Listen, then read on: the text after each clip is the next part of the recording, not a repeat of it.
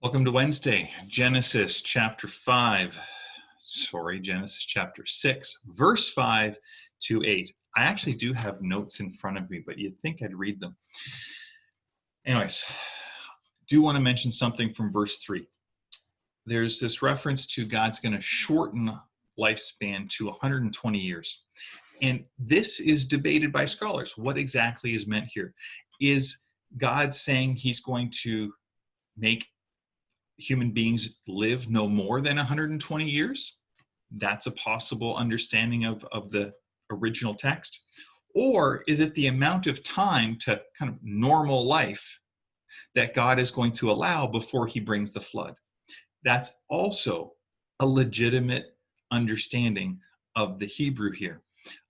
And so we see both at work as lifespans in chapter 5 are like 969 years. As we go forward to Abraham in a few chapters, we'll see he lived to 175. He was past 120, but lifespans began shortening. We also don't know exactly how long it took Noah to build the ark, and so it could be referring to that's the amount of time of building and all of these things. But that's not the point of the 120 years and defining that. Ancient readers are seeing in this text there's a problem. God created humanity for a purpose, to reflect, to live in relationship with him. And humanity has rebelled against that. We see the creation has been cursed, creation is broken, and now the spirit realm, angels, those beings created by God that are spiritual, are also, there is a measure of them at least that are in rebellion. And so what is God's response? Well, the text says God saw. Now, that word saw goes back to Genesis 1. The same word, when God saw, God looked over his creation and said that it was good. But now rebellion, human and spiritual, has grown to such a point where God sees humanity is beyond redemption. They only do evil all the time.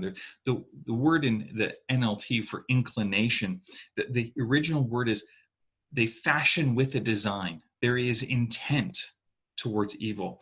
That humanity had taken its capacity for moral choice, for learning and knowing good and evil, and took it and now was devising even new ways to plan and do evil.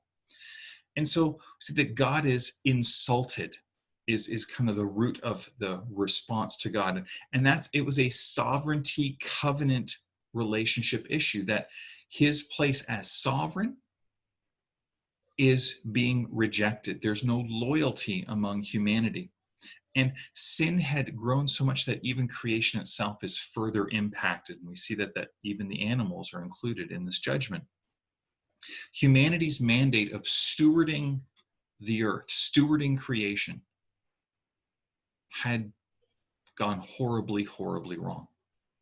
And so as Adam and Eve were removed from God's presence in the garden, God is going to remove humanity from creation. Talks about God regretted. Now, some kind of go, well, is God changing his mind? Does God, regret that, he wished he'd never done this? That's not the force of the Hebrew word. It's a word that relates to grief and sorrow. So our human aspect of regret has the one side or one aspect, I wish I'd never done that. But the emotional side of it as well is that there's sorrow, there's grief, there's a pain that is felt. And that's the emphasis of the Hebrew word. But in verse 8, there's a glimmer of hope. Noah found favor. He was literally an object of God's kindness and mercy.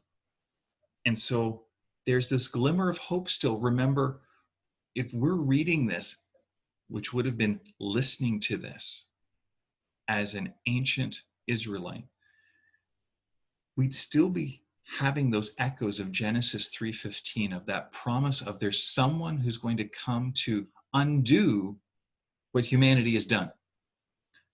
And Noah's father said, Noah's someone who could bring comfort and make things easier. And so there's this, in verse 8, there's this hint, there's this glimpse. Maybe Noah is the one to undo all that humanity's sin has done. So as we go through, we'll see what happens through Noah. He won't be the one, but what God does in response to Noah is very interesting. So today we see God's heart is broken over sin. And yes, it brings judgment, but not because of a vindictiveness or a vengefulness from God, but as a sorrowing father, as a king, as a judge who knows what needs to be done, but in no way is happy or gleeful about it. So my question for today is, what is your default view of God in relation to sin?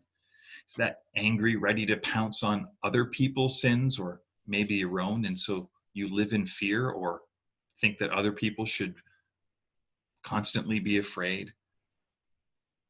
Passive, that God is just passive and just really doesn't do anything about sin, because we don't see the kind of judgment like a flood would be. Is God just overly patient? Do you think of God's deep sorrow over your sin, over mine? What does this text do today to shape your view of God towards your own actions, attitudes, behaviors, and character that are just not aligned to God? May the Lord bless you. May the Lord keep you. May the Lord make his face to shine upon you. And today, would you know his peace? God bless.